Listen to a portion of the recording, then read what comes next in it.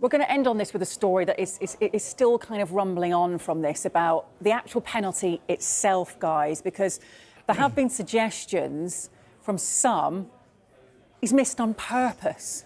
Look, we don't think that was the case, I've got to say that, but is there a rule around that, Dermot? Why would he miss on purpose? You know, he's going to throw away the chance to win the African Nations Cup for his home nation in front of his home crowd. It's just... It just wouldn't cross his mind. I mean, I understand it, but when you see the players react, I mean, the manager took him off. Yeah, I know. Because he was that distraught, he was crying. Even when he went to collect his top goal scorer trophy at the end, he just wanted to walk off the stage. Yeah. Look, on this footballing matter, what do you think of the decision for him to take a Panenka in that situation and that pressure? I would never... I mean, it took about, what, 10 minutes to even take the penalty? Like, there's no way that I'm going to stand there and do a Panenka. Like, again, like, you do it maybe if you're... I mean, we have seen some players doing it, like Pirlo and Zidane and people like that, but, I mean, I can't believe he done that. But I definitely don't think that he did that on purpose. No. Because you could tell by the reaction. I've given nightmares for years. I mean, I've missed a penalty and I've hit it well. And in my mind, I'm like, oh, why did I do that? It's interesting to say about the time because I took the penalty for every team I played for. Unfortunately, I never missed. Really? But, no, not one. I need to look back at the record books here. Not one. But time's a big thing. And the longer you delayed me taking it, the more pressure you put on me. Because you second-guess yourself. Yeah, and it's interesting. I saw a game once where a referee, he gave a penalty in a Champions League game, a real high-profile game. It's definitely a penalty. And then he went back looking for the player who committed the foul on the halfway line. He's searching around for him, and I'm like, all I want to do is take the penalty if that was me. I'm not interested when you book him. You're not going to send him off because if you... Still, there is much conversation surrounding the fallout from the bizarre end to the final of AFCON in Rabat, Morocco on Sunday night. For those who don't know, Morocco, the host nation, got to the final. That in itself was somewhat controversial because allegations that they were helped on the way. Anyway, that's by the by.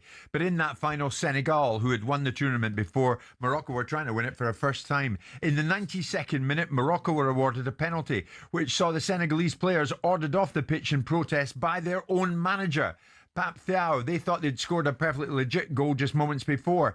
17 minutes after the penalty was awarded, Senegal players came back onto the pitch. The resultant penalty for Morocco was missed by Brahim Diaz after he attempted a Panenka. Pape Guy then scored the winning goal in the 4th minute of extra time, and that sealed another AFCON title for Senegal. But now the Moroccan FA is talking seriously about legal action against the Senegalese.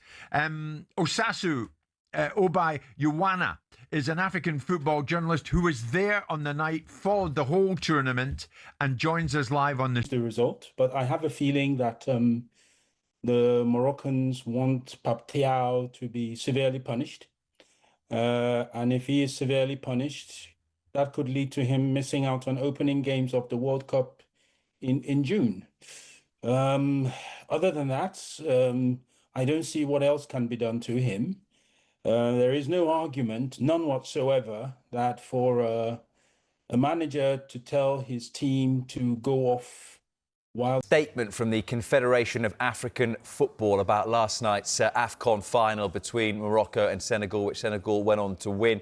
It says the Confederation of African Football condemns the unacceptable behaviour of some players and officials during the Africa Cup of Nations final between Morocco and Senegal in Rabat last night.